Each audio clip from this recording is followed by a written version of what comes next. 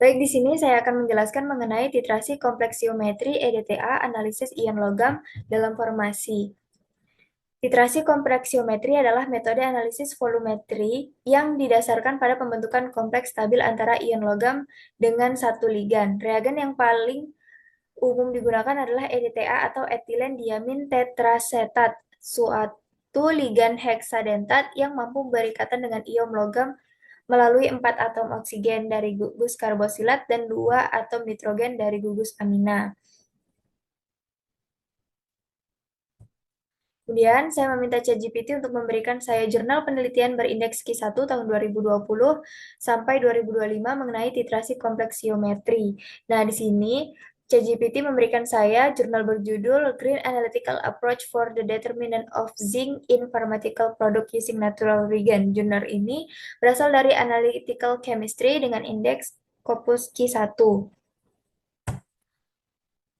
Di jurnal ini membahas eh, Jurnal ini menekankan bahwa metode analisis zinc dalam produk farmasi dapat dilakukan dengan cara yang lebih ramah lingkungan menggunakan reaksi alami dari daun akasia katesu.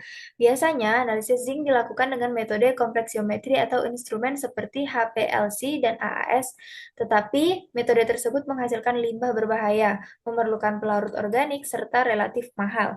Dengan pemanfaat kandungan senyawa fenolik pada akasia katesu, penelitian ini berhasil mengembangkan metode spektrofotometri UV-Vis yang sederhana dan efektif. Zinc sulfat bereaksi dengan fenol sehingga membentuk kompleks berwarna kuning oranye dengan panjang gelombang maksimum pada 550 nm.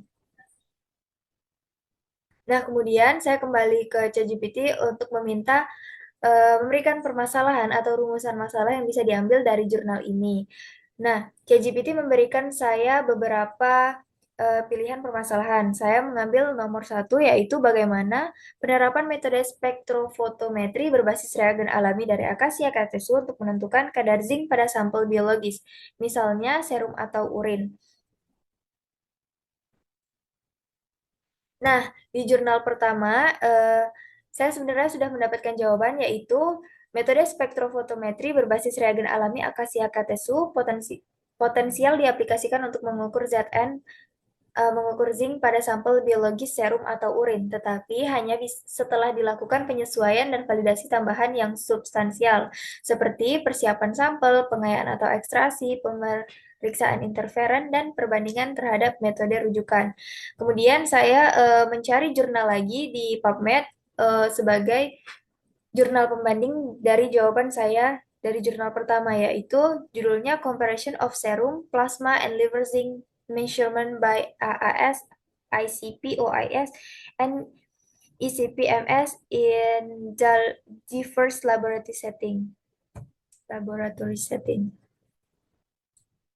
Nah, dalam jurnal pembanding ini disebutkan bahwa penerapan metode spektrofotometri berbasis reagen alami dari akasia katesu untuk menentukan kadar zinc pada sampel biologis masih memerlukan pengembangan lebih lanjut meskipun penelitian Sharma et al. Telah membuktikan efektivitasnya pada sediaan farmasi.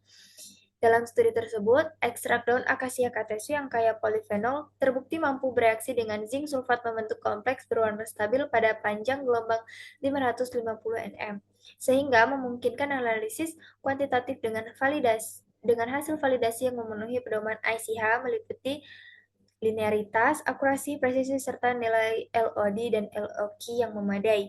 Hasil ini menunjukkan potensi metode hijau ini untuk diaplikasikan lebih luas, termasuk pada matriks biologis seperti serum ataupun urin. Namun, karakteristik matriks biologis yang kompleks mengandung protein, lipid, serta ion logam lain menuntut adanya tahap persiapan sampel yang lebih spesifik, seperti presipitasi protein atau ekstraksi selektif untuk mencegah interferensi. Dengan demikian, meskipun penelitian awal telah membuktikan kehandalan reagen alami akasia katesu dalam mendeteksi zinc, penerapan pada sampel biologis masih menjadi ruang penelitian lanjutan agar metode ini benar-benar dapat digunakan dalam konteks klinik maupun diagnostik secara akurat dan ramah lingkungan. Sekian presentasi dari saya, Iri. Assalamualaikum warahmatullahi wabarakatuh.